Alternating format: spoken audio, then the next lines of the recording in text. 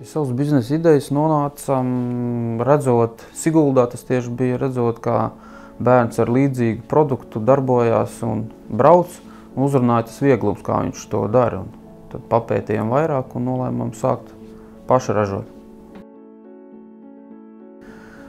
Dibdabs ir, kā mūsu tajā domā, viņš ir pirmais ritenis bērnam, ar ko viņš vispār var sākt braukt. Viņš attīst līdzsvaru izjūtu, koordināciju un sagādā prieku bērnam.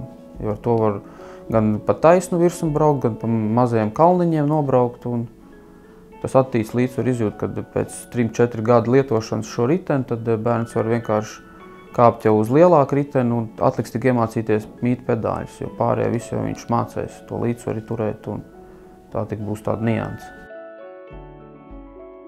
Pie Altuma nonācam tāpēc, ka viņš bija pirmkārt šeit Skuldīgā uz vietas, tuvāk, un bija arī liela atsaucība, un finansējums bija nepieciešams iegādāties pašiem pirmo CNC iekārtu, datorvadāmības iekārtu.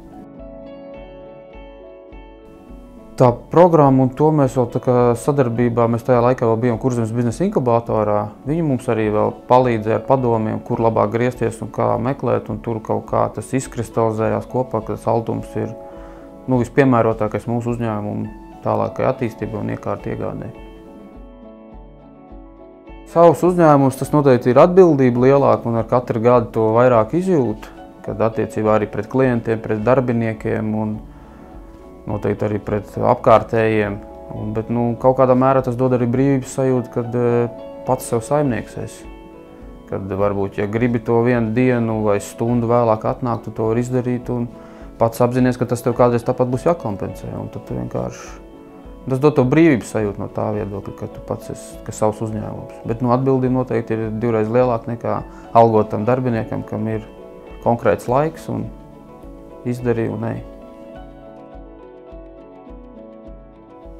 Ja ideja ir, tad to vajag realizēt, nevajag skatīties un klausīties, ko apkārt runā, ir jādara, jo tirgus, kā daudz saka, ka viņš ir pietiekami mazs Latvijā, bet tam es nepiekritīšu, viņš ir pietiekami liels, ir tikai par sevi ir jārunā, jāstāsta un tad viss arī notiks.